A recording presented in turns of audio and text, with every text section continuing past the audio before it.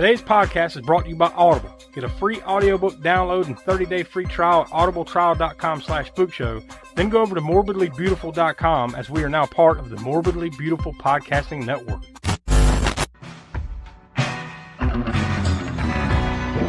alive! It's alive! It's alive! Useful too!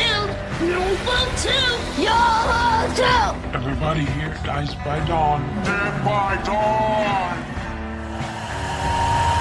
Welcome to the Spookshow.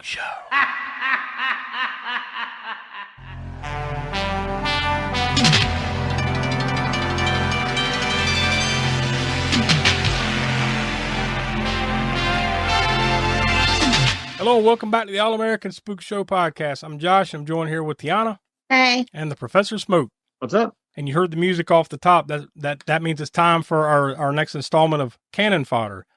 This is the series where we talk about, at random, films from Cannon films. For the most part, they're glory days of the 80s, but there is a little bit of, I think there's a little touch of the late 70s and into the early to mid 90s too, where they had kind of split up and stuff. But we're kind of mostly focusing on the 80s and totally at random. We've got every single Golden Globe, pretty much anything that had Golden and Globus, fingerprints on it, all their produced movies on a list. I don't even remember how many it was, couple hundred at least, something like 100 and something, almost 200 movies, whatever it is. And we put them all on a list, randomly spin it, and whatever it lands on, that's what we have to watch. So we're completely at the blind mercy of the wheel of fate on this one. And it landed on one that maybe I had heard of, but I've never seen it.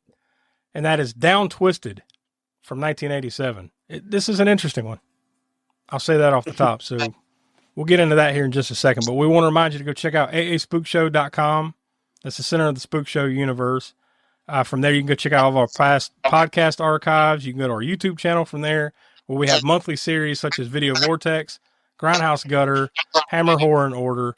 So lots going on over there. And we also want you to become a patron of the Spook Show by going to patreon.com/aaspookshow. You can also find a link to it there on the website. You got bonus content over there every month, and you also get episodes of the podcast, usually at least a day or two early over there. So you want to become a patron, help us out, get some cool extra content, early episodes. So we got lots of stuff going on, and we got lots of stuff planned and stuff too. So yeah, go check out the website, aaspookshow.com. So without any further ado, we'll toss to the trailer for Down Twisted. It's Brady. I've landed. Okay, it's set to double cross him tonight. What about you? No, don't worry about my end, all right? I've found the perfect pigeon. It was an easy setup. Drive, Michelle. I thought we were friends. Friends don't take a drug dealing at midnight in a deserted parking lot. With a deadly twist. She's caught in a double cross and going down fast. I don't understand. Give up the pain. I don't have anything. You're tough. No, I'm honest. Look, you people are in big trouble. What kind of You're taking a little trip on your friend. Hurry, help me. Help you? Point it at me. Get up. Just think of it as a vacation. Next time I think I'll take a different tour. Look, Max, you've been kidnapped, right? Might be a good idea to find out why. Maybe clear yourself. It's not drugs? No, it's the Crucible. $1 million. It's all there. Where is she? What's your concern about her, Charlie? Listen, whatever happens in the next few minutes, just play along. What are you going to do? Improvise. Got a hostage here. I'll shoot. Just kidding. She did you, Charlie. Oh, the deal's going down. But it's going down twisted.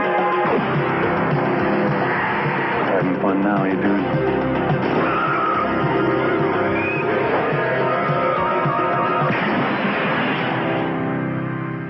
God, what a day. Carrie Lowell, in over her head. Charles Rocket, about to lose his. Down Twisted. All right, there you go. That's the trailer for that. Now, before we get into it, we probably should address, at least on some small level, that Donnie is not with us. He's taking a leave of absence, a hiatus from the show. He's got some stuff that's obviously real life is more important than this horse shittery, right? So he's got that going on, and we got this going on. So this movie, Down Twisted, like I said, I've never watched it. Have either of you ever seen this? No, I wasn't sure if I mean, I didn't really look up anything on it until we watched the movie. But yeah, having started it, I'm like, okay, no, I definitely didn't see this one back in the day. And I don't know how available it was either. I don't know if I didn't really dig into whether there was a VHS of it or not. I assume there was. There was. Okay. Yeah, so I didn't see it. This is one that escaped me renting back then.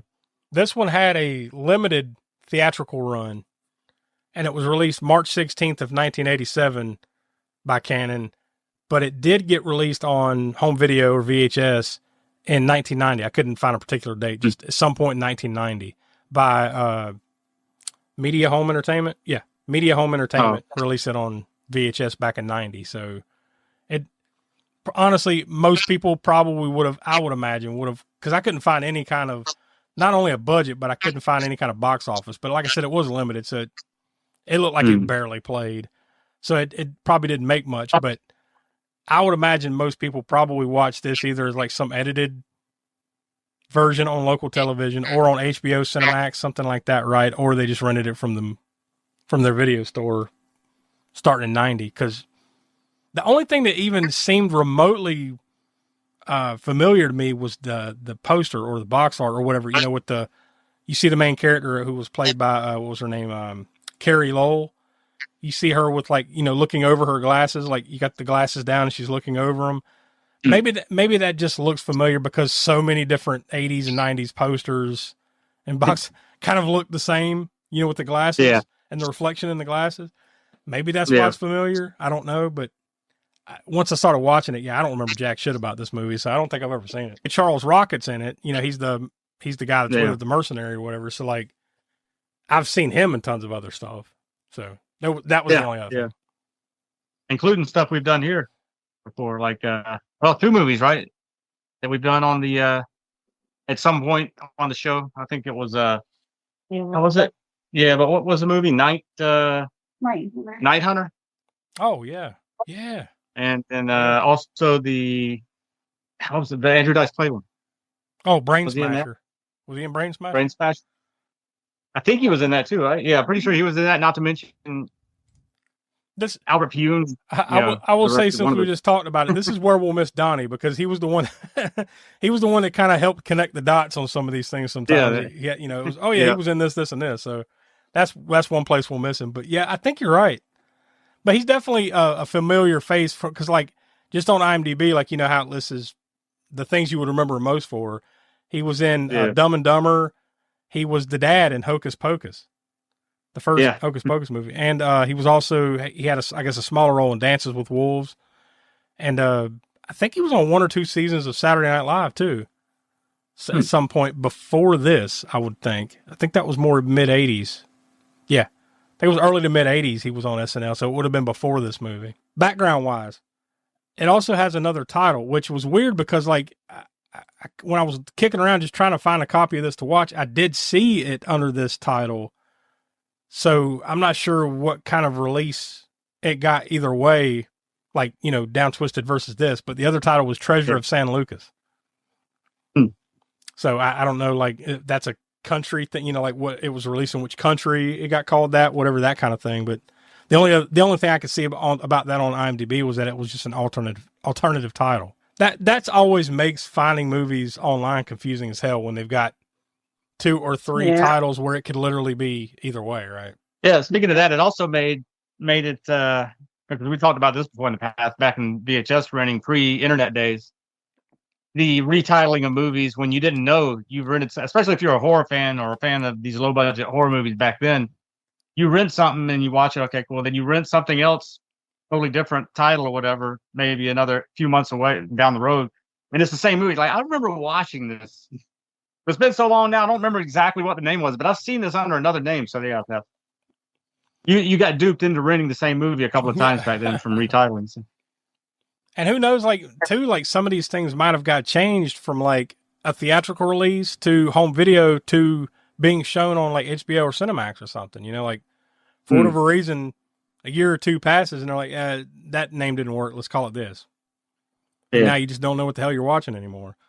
But it was released March 16th, 1987, limited release, like I said earlier. Produced by the Cannon Group, Golden Globus production, distributed by Cannon Film Distributors. This movie is rated R, total runtime of 1 hour and 28 minutes. On IMDb, it's listed as an action, adventure, crime, drama, thriller. That's a bunch. It was filmed in Los Angeles, California, and 2 areas in Mexico. Certain scenes were shot in Mexico City, and some other scenes were shot in Puerto Vallarta, which is kind of funny. I didn't see that until after I'd watched the movie. I've been to Puerto Vallarta. Yeah. So, like, I bet you, and didn't list it, like, where they shot there, but I bet you anything, the stuff with the airport and stuff was that airport in Puerto Vallarta. I'd bet $5 on it.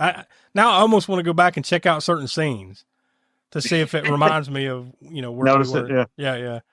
Because my recollection of that airport, that's about what it looked like. But it was shot there in May of 1986. Like I said, I couldn't find any specific box office numbers on this, but I did go back and I looked at the box office. So I've got the top 10 of the weekend that it was released. So this was that weekend in March of 1987.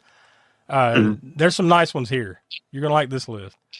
Number 10, Hoosiers, which is ironic because Gene Hackman just passed away, right? But it was actually nearing at the end of its run. It had already been out for a few months at that point. Number 9, another movie that we've done here on Cannon Fodder, although we kind of determined that it kind of didn't fit canon. It did, but it didn't, and that was Mannequin.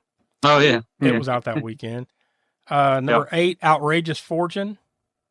Number 7, Witchboard. Oh, nice. Yeah. Number 6. Hey, speaking of that, did we do that on the show yet? Is that confusing? No, I think we've talked about that one a number of times, but no, we still have not done it. Number 6, Some Kind of Wonderful. Number 5, Angel Heart. Number 4, Tin Men. Number 3, Bonafide classic, Platoon. Oh, yeah. Once again, it had been out for 13 weeks at that point. It was still number 3 in the box office. Here's a big one. These last 2 are big ones. Number 2, in its 3rd week, A Nightmare on Elm Street 3, Dream Warriors. Oh, yeah. And number 1, in its 2nd week, the big dog, the first Lethal Weapon. Oh, yeah. See it now. I probably saw a few of those in the theater, but I certainly remember seeing those last 2 you mentioned. Nightmare on Elm Street 3 was the first Nightmare on Elm Street movie I saw on the big screen.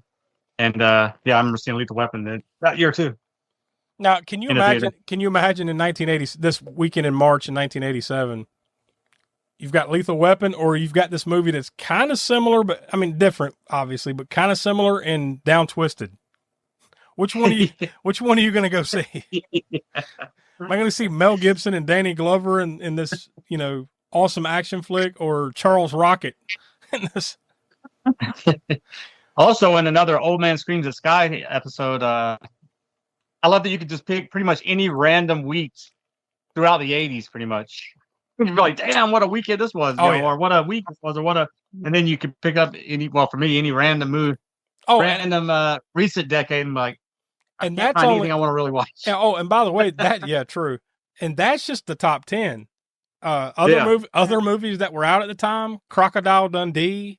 Now it was definitely coming down the end at this point, but it was still out. So this little movie released by DEG called, what is this? Evil Dead 2? Yeah, I think that's what it was. And another little cult classic, Raising Arizona. These were all options at the same time. Yeah, it was just like you said. This is just this whatever random week in 1987. Yeah. I was trying to see you if could have picked any other week in 1987 or 85 or 84. Or there were no other Cannon releases that particular week, but the following week there was one. Street Smart came out the following weekend. That was released by Cannon, and that was the one that had Christopher Reeve in it, I believe. Oh, okay. I believe it was in Street Smart. See, that's another one I haven't seen, and I'll wager that a lot of these on this tail end of Cannon back pretty much post Masters of the Universe. Yeah, when things started really going down for them.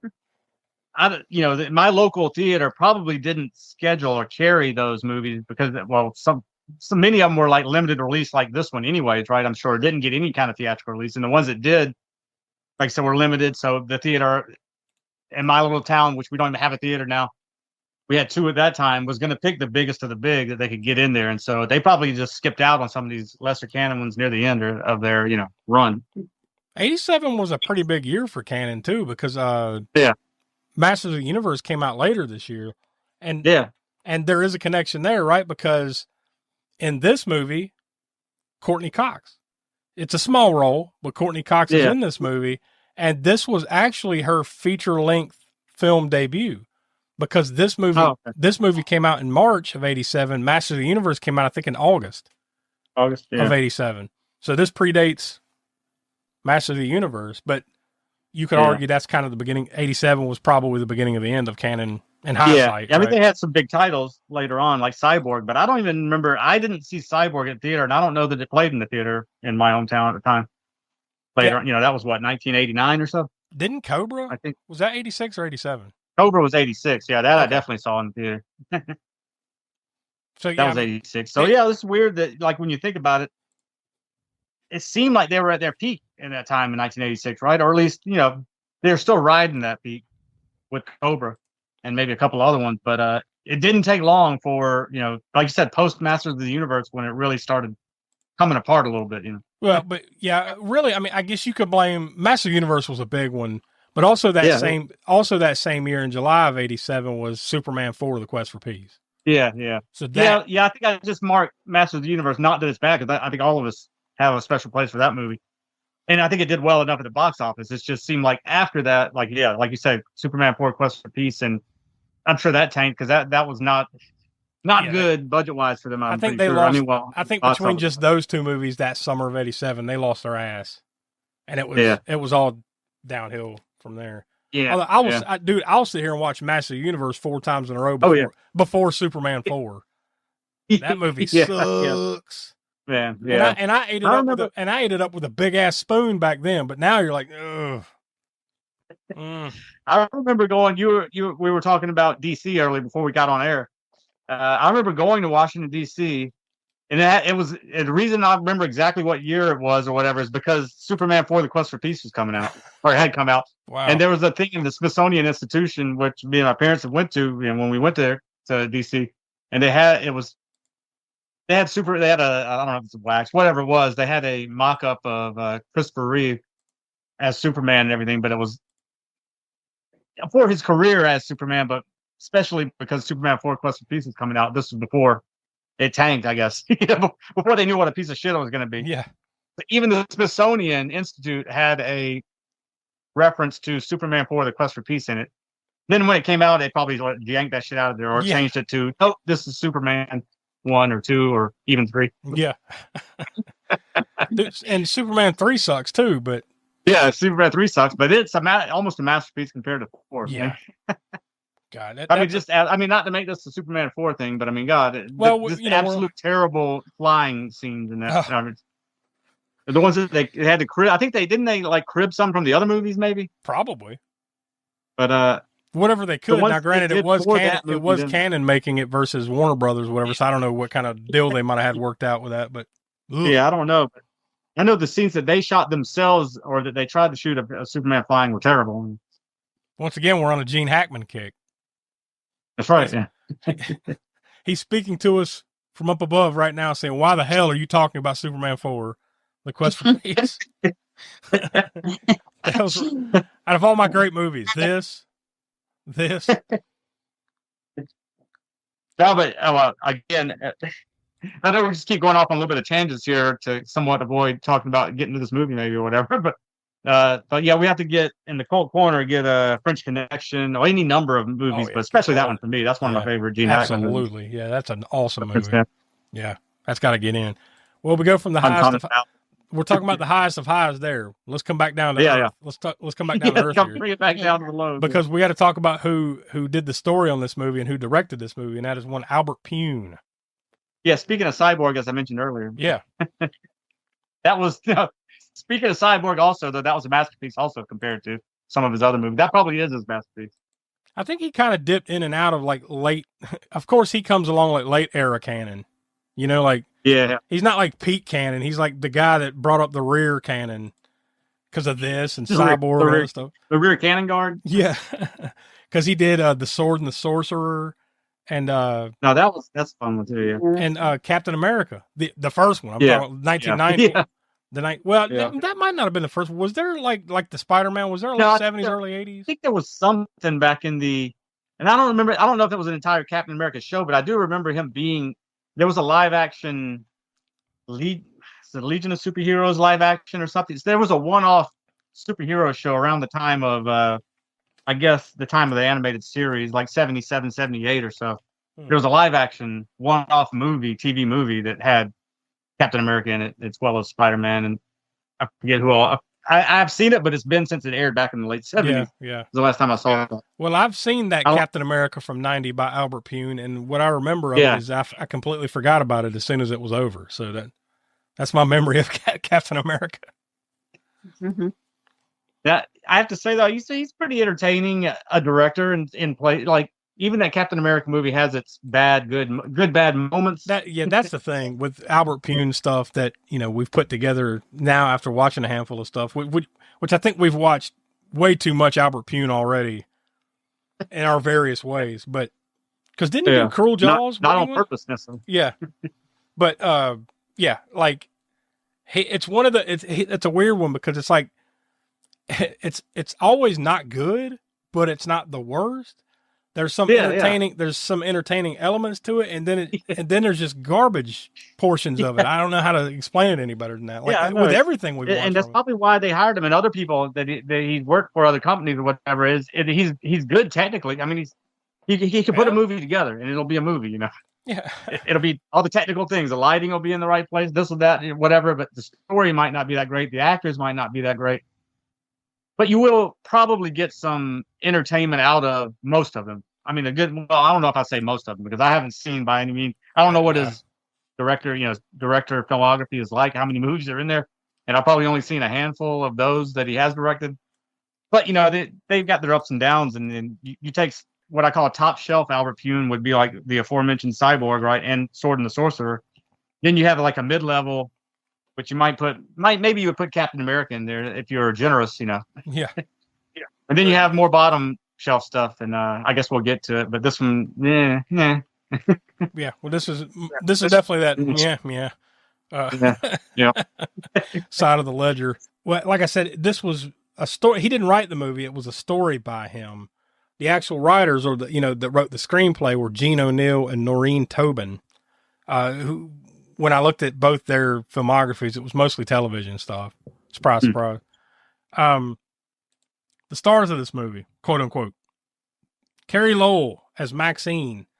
Honestly, her biggest claim to fame would probably be she's a Bond girl. She was in License to Kill. Oh, okay. Which was probably a couple years after this? Because I think that was 89. Yeah. Sounds about right. She had a small part in Sleepless in Seattle. And she's also been in like 50 episodes of Law and Order. So probably more modern day audiences might remember her most from that run on Law and Order. Although Law and Order has been on for like 8,000 episodes. So God knows which stretch she was in, but she was in it not long ago either. Like just within the last few years, she had a recurring role. Oh, last year. Oh, okay. Within the last 2 or 3 years ago, I believe it was. Yeah. Charles Rocket as Reno. We just mentioned, we talked about him. Tom Matthews as Demolis.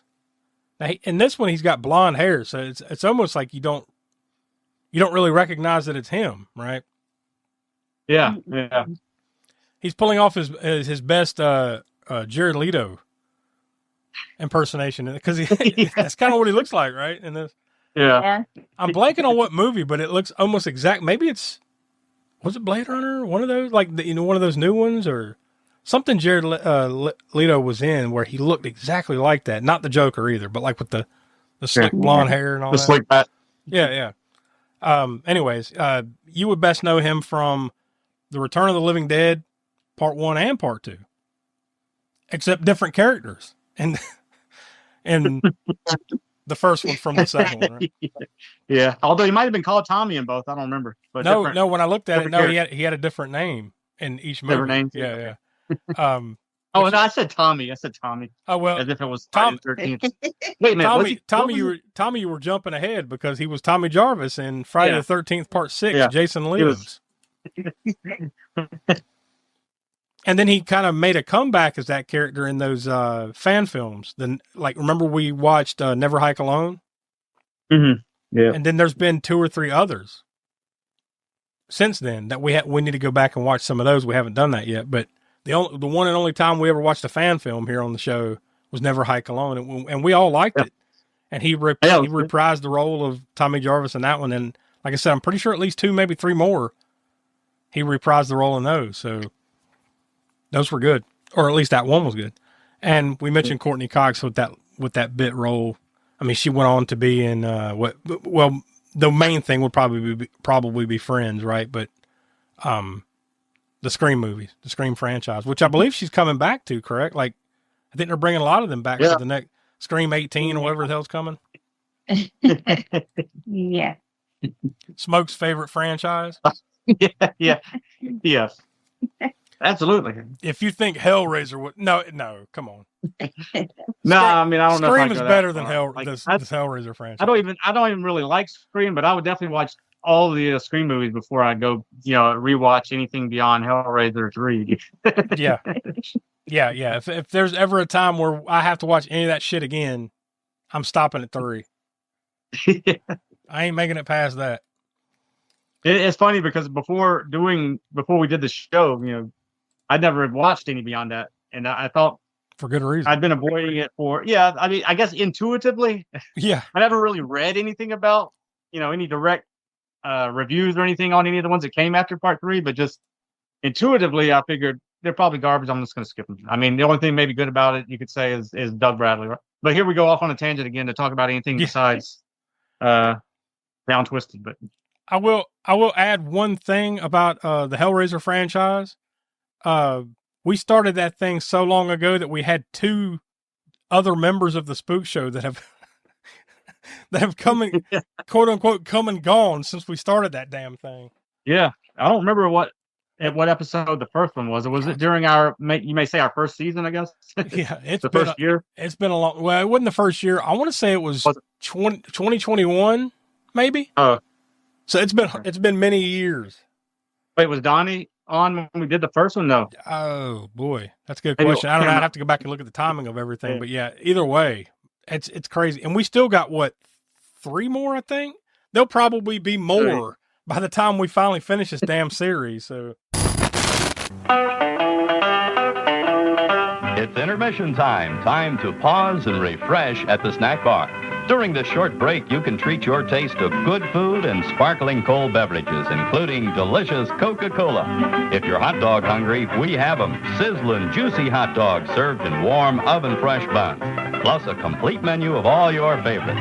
Visit the refreshment center now. Enjoy delicious food and ice-cold Coca-Cola. For you, the listeners of the All-American Spook Show podcast, Audible is offering a free audiobook download with a free 30-day trial to give you the opportunity to check out their service. So I went on over to audible.com, and this time I just typed in Cannon Films to see what would pop up. And I was hoping that there'd be like, Cannon Film Guide or something like that. But then again, that'd be a hard one to put in Audible way, right? So I'm not really seeing anything that's like directly tied to Cannon other than some other podcasts. But there is some stuff with Cannon in the title.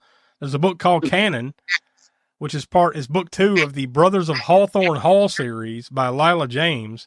That's an Audible exclusive coming in a little under 10 hours. Then we got, by the way, these 2 books that I'm mentioning, is that one and this one, they look like sexy books. This one's called Cannon. It's book 5 of the Carolina Reapers series. What? Yikes. Reapers. Yeah, and like I said, peppers, huh? Yeah, it's spicy, all right. By Samantha Whiskey. This one's just under 8.5 hours long. Like I said, both those are Audible exclusives, and then there's some other podcasts and stuff that look like they might actually have some. Well, at least one of them has something to do with Cannon Films. So lots of options there. If you head on over to Audible and you just type in Cannon Films, you'll see some other stuff. So if any of that floats your boat, go over to audibletrial.com/spookshow. Again, that's audibletrial.com/spookshow to get your free audio book today. So I'm going to hop over to imdb.com and see what kind of plot summaries. I'd be surprised if there's any more than just like the one brief one that they put for every single movie on IMDb. Let's see, plot summary. Yeah, just the one. When a level-headed waitress decides to help her shady friend against her better judgment, she becomes a target of a deadly international gang of thieves who are after a priceless San Lucas relic. A bumbling stranger helps her. I like that bumbling stranger bit. Because clearly they're just playing off of his comedic ability. Like, because he's a pretty straightforward, serious character until he's getting punched or something. Then everybody just like bonks him on the head or punches him right in the nose and he just passes out. Like multiple times throughout this movie. Well, one thing you notice right off the top, and Tiana noticed it before I did because she noticed it off the first beat of the song. It's the Oingo Boingo track. Oh, yeah. That's the title track in the movie. And I can't, what's the name of that? It's That particular song, I can't remember I've the got name it. of It's now. No One Lives Forever. No, that's not. That, Oh, it was. no, it was the other one. The one that they used in tech. Well, the reason I noticed it, I didn't, it took, what's the melody kicking? I'm like, oh, yeah, it's Oingo Boingo. Okay. And it's from 1986's Cannon film by Tobe Hooper, Texas Chainsaw Massacre 2. So knowing Cannon, they probably had bought the rights to use it in multiple ways, right? Or to have it for the course of a couple of years or whatever. And so I felt like Cannon must have spent like at least a couple extra bucks on this one because you've got No One Lives Forever by Oingo Boingo. Yeah, that's the one I was trying to think of the name of the song. And then at the end in the credits, you've got like the 85-minute long version of Suspicious Minds by the Fine Young Cannibals. Yeah. So that's like true. There's Cannon was notorious for like, well, let's just take this one song and use it 1,000 times, and they probably did this. I guarantee those two songs pop up in other Cannon movies, but they probably do. At least one right with the Oingo Boingo. But like, I was just surprised that there were two named artists on the. Well, yeah, because generally we talked about this before. It's like Living in a Box or like some shit you never heard of, Body Talk or Body Shop or whatever that one song is. It's in like Ninja 3: The Domination and at least one or two other Cannon. These artists you haven't really heard of that much, but when you hear it in a movie, you're like, oh yeah, and I go and I wish it was on Spotify so I could put them in my 80s playlist. But it's because Cannon. Living in a Box. A lot of these songs we probably know they're just stuck in our heads because Cannon would use them so many times. So like, we watch these Cannon movies growing up, right? This shit just gets stuck in your head. Like half the soundtrack of Cobra. Still, it's on some unknown loop in my head that's always playing. Oh yeah, me too. Yeah, that's our it pops up on a regular basis on our group chats that we have, outside of the show or whatever. Yeah, like I think that was a Cobra related toy, the good old Crime Buster, whatever that toy was. That's straight up like I was about to say that's Dollar Tree, and it's got it. Dollar Tree or whatever. But they used Sylvester Stallone's image from Cobra, the airbrushed image on the toy packaging.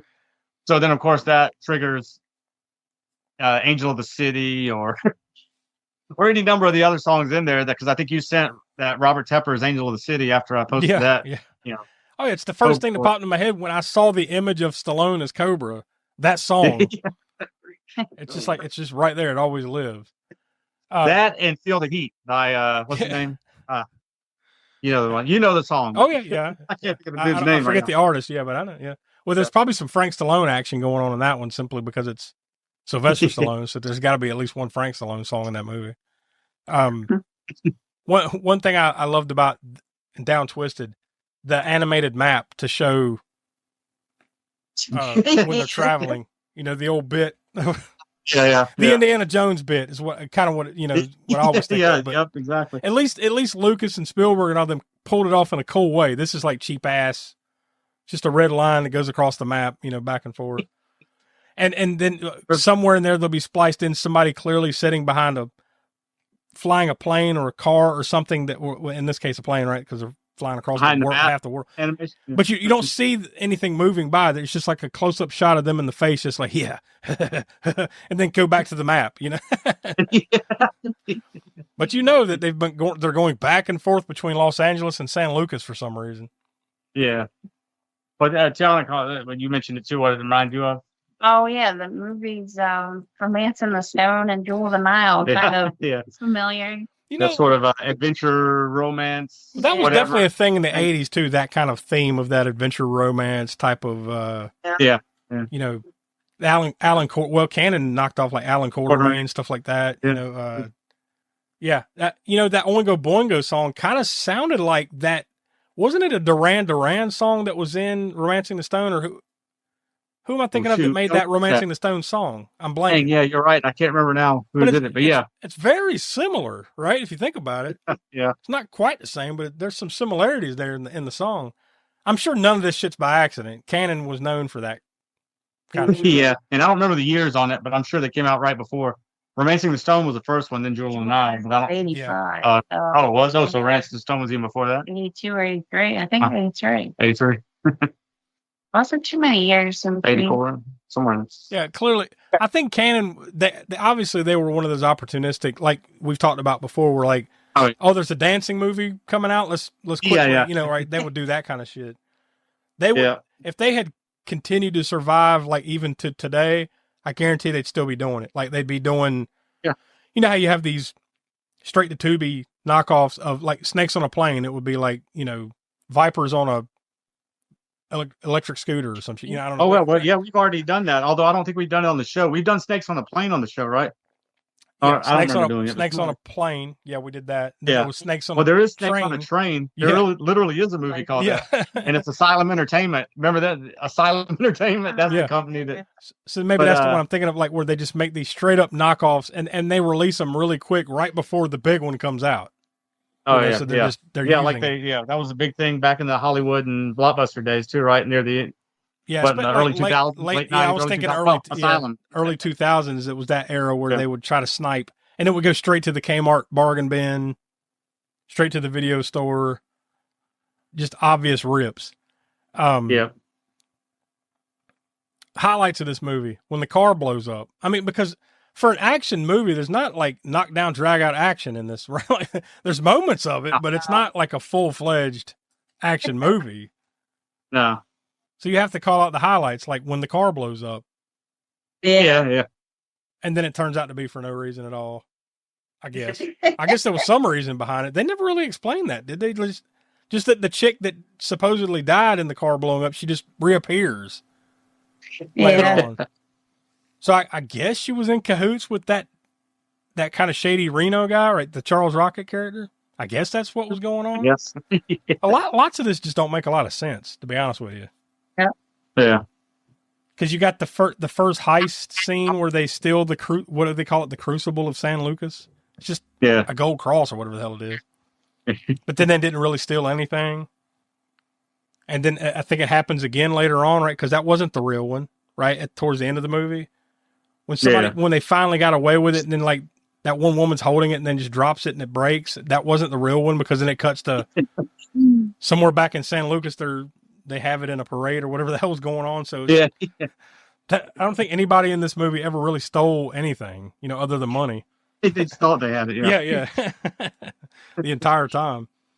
One thing I didn't get, there's a lot I didn't get here or care to understand, but there was one part in particular when the bad guys kidnap Maxine and Reno. Okay, I get why they kidnapped them. Like they're trying to get their information. Like, you've got the key. We need the key or whatever. Why did they take them all the way back to San Lucas? Like, couldn't you just shook them down or got the information and then gone on your way? Like they come with us, and then they just back to the map. That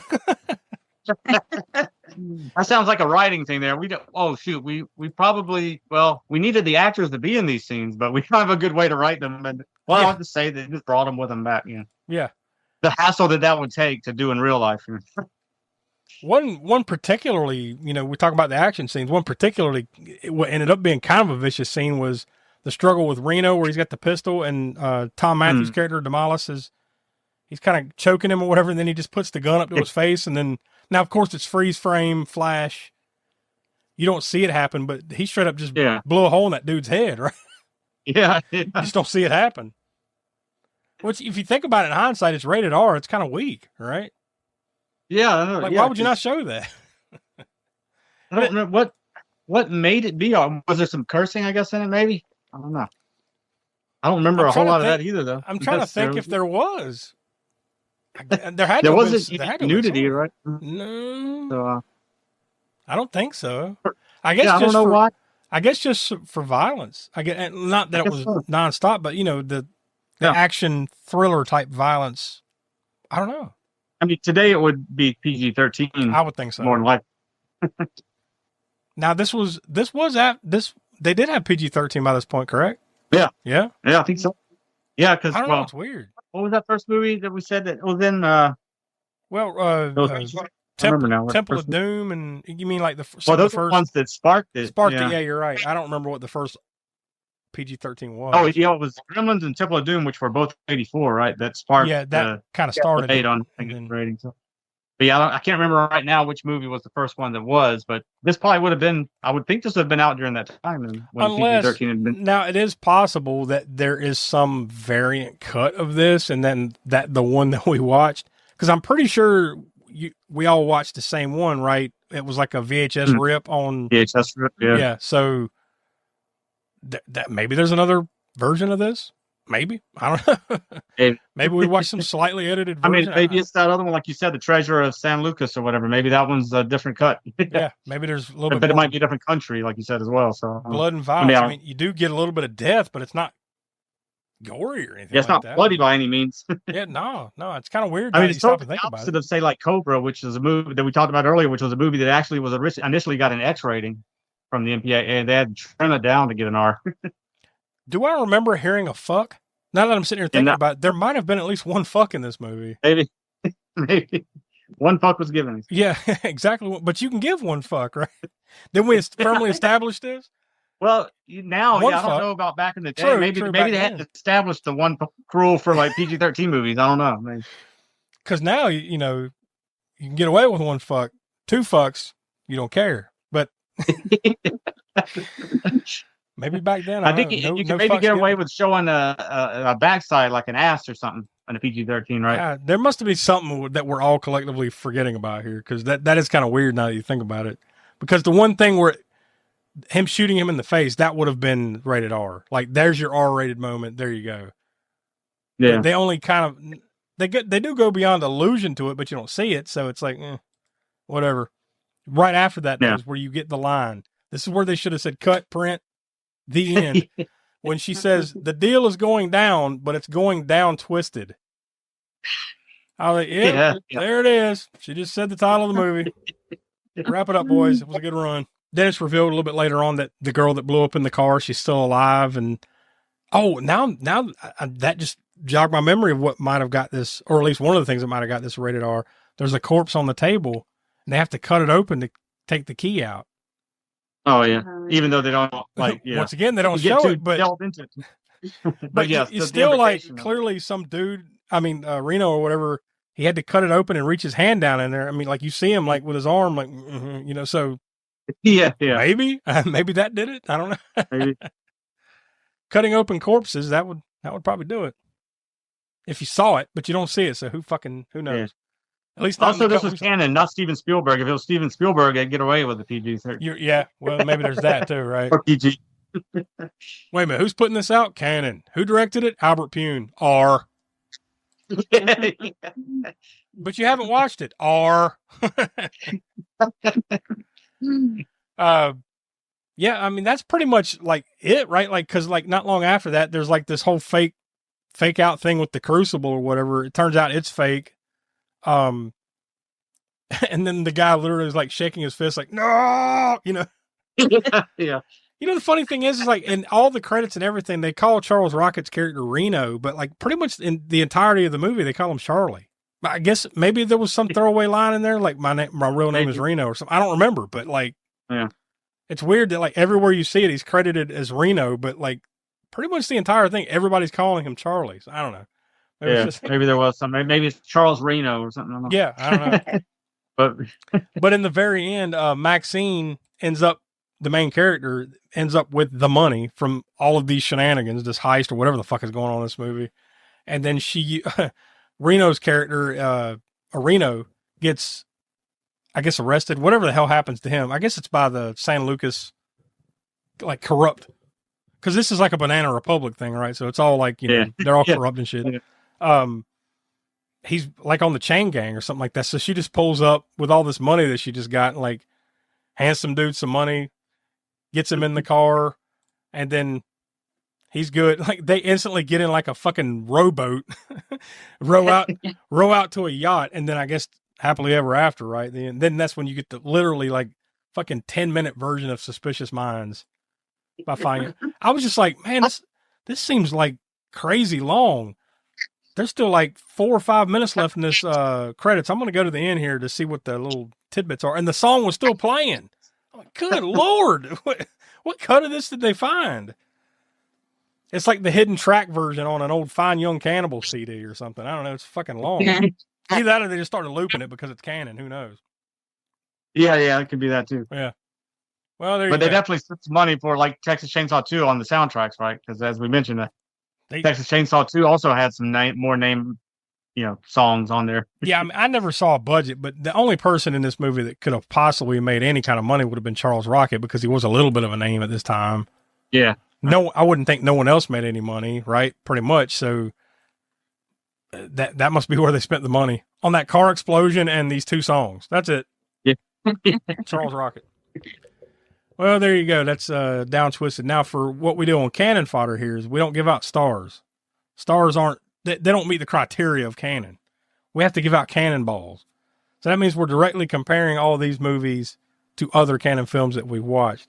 Same scale, but cannonball. So 0 to 5 is where you want it to be. So Smoke, we'll let you go first. What are you thinking? Well, I mean, it's not a good movie. Even by canon standards, it's not necessarily a good movie, but it's definitely not the worst that we've watched on canon. In fact, I think the last movie we watched was Secret of the Ice Cave, right? Oh. And I would definitely watch this before I'd watch that again. You just reminded me of its existence. But yes, that was the one we looked the last one we watched. Now, I don't even remember what I gave Secret of the Ice Cave necessarily. But Yeah. Oh, you probably gave it a quarter of a cannonball. quarter, okay, yeah. Now, if we get to some of the other ones, what? Journey to the Descent of the Earth. I find that to be on the lower end of canon, but I like this movie I like that one better than this movie still, too. Yeah, by far, like, if you're just looking at what comparatively, the lowest ones we've given were Secret of the Ice Cave on the last Cannon Fodder, and then you got to go back to Emmanuel 4. Yeah. All the rest have been at least fair to middling, fair to high. Yeah. So, yeah, those are the worst. What did I give Journey to the Center of the Earth, by the way, if you got that up? Yeah, 2 1/4 cannonballs. Oh, okay. So, yeah, I think I would give, not one I'm going to watch again ever. No. So, I think I'm going to go with, but it's not terrible. It's not absolute garbage or anything. So, I think I'll give it a 1 1/4. 1 1/4. On the canon scale anyways. Again, if we were rating this on our normal show, it would be even lower than that. Yeah. But on the canon scale, I'll give it 1 1/4. Yeah. Tiana, what do you say? This was pretty lame. I think that was actually printed on the back of the VHS box. That was blurb. That was the blurb. Lame. One of the blurbs. That Yeah. Pretty lame, says Tiana. Pretty lame. If you want to waste an hour and a half or an hour and 40 or whatever this is. Yeah. Do you want to watch a movie? Here's a movie. I was expecting Courtney Cox to be in it a little bit more than she was, and she was hardly in it. But anyway, I'm gonna give it 1 cannonball. Yeah, I mean, man, and just because I know there's probably worse coming, and we have watched worse, I think I'm going to be with you, Smoke. I'm going to say a cannonball and 1/4 for now. With we always say that there's always that chance at the anniversary show, in October, that maybe when we get to re-rate, maybe we'll see. But yeah. Or if we watch something worse, because I know there's worse. Oh, I know there's worse. Oh, yeah, it's got to be, yeah. And we've already watched some worse. But, yeah, we have. But there's more. Sure, there's more. But this one, even as I was sitting there watching it, I was like, this is still way better than Secret of the Ice Cave. Because, that was the most recent one we watched. The whole time I was like, my God, that movie sucked. And that movie went on forever, didn't it? Wasn't that like an hour and 40 minutes or something like that? It seemed like it was longer, and it felt like it. Or even longer than that? Whoa. God. If you felt every second of that movie. Yeah. Also, this movie I rate a little bit like maybe I would have went with a 1 if it wasn't for a couple of other things like the soundtrack, as we mentioned, Oingo Boingo and the Fine Young Cannibal song, even though it goes on forever, and a few other songs. Even just the soundtrack itself had a nice little synth score. Nothing crazy that you'd want to listen to outside the movie, but within the context of the movie, it was fine. And then Tom Matthews and what's the name? Charles Rocket. Charles Rock. And I mean, just like I said, Albert Pune in general, I kind of like him as a director, even though he's got his own style, and that style is either you I won't say you love it or hate it. You either kind of like it or hate it. And there's a few that you're gonna love, maybe like Cyborg, and that and Sword and Sorcerer. That's my favorite. You know, as I mentioned earlier, that's my top shelf Albert Pune so far of the ones that I've seen, or the ones that I've knowingly seen. I've probably seen some I didn't know he directed back in the day. You know, I think this would have been. I think this movie would have been served honestly with a little bit more comedy, because the only real comedy you got was those brief moments where he gets bonked on the head and he continually gets knocked out. That's it. Yeah. And so, like, I think ultimately the movie just doesn't know what it wants to be. You know, it's like, because it seems like they kind of want to play it serious, but they also want to throw in that little bit of levity, which is fine, but like it just falls flat. Everything just falls. It's forgettable, which is probably one of the worst places to be for movies like this. Like, this is the kind of movie you watch and then like you just move on, never to watch it again and never even to think of it again. You know, except for our purposes here, where we always have to bring shit back up for Cannon Fodder. Yeah, there you go. Down Twisted. So if you're like us with this Cannon Fodder series and you're somewhat of a completionist, go check it out. Otherwise, don't. Our combined rating is 1.1 out of 5 cannonballs. So yeah, we do not recommend. We'll see if next week is something we recommend a little bit more. So, Smoke It was your choice, and we're back to the horror rotation. And you had to pick a older movie, which is any horror movie that came out between 1970 and 1999. So this is more like your wheelhouse of picks, right? So yeah. What do you? In fact, you'd think it would be easier for me to pick than some of the other, like the newer or the recent ones or whatever. But sometimes it's harder because there's so much to choose from. It's like, what should I do? This one? Should I do that one? And it takes us a little while before we get back to our rotation again. So you always kind of want to pick one that's something you really want to see, right? That you haven't maybe seen in a while. And that's kind of what I want. This time period is an embarrassment of riches. Yes, definitely. And I did pick one that I hadn't seen in a long time and wanted to revisit again. And that movie is Town That Dreaded Sundown, the original from 1976. Yeah, because there was a remake of some sort, and we'll talk about that next week in 2014, I believe, right? So not that one, the original from 1976. Yes, and I haven't seen that remake before. Well, I don't think any of us have. No, I haven't. So there you go. That's your assignment for this week. Go check that out, and then come back next Monday as we talk about that one. So for Will and Donnie, who may or may not ever appear here on this program again, Tiana, Professor Smoke, I'm Josh. We are the All-American Spook Show, and we'll talk to you next week.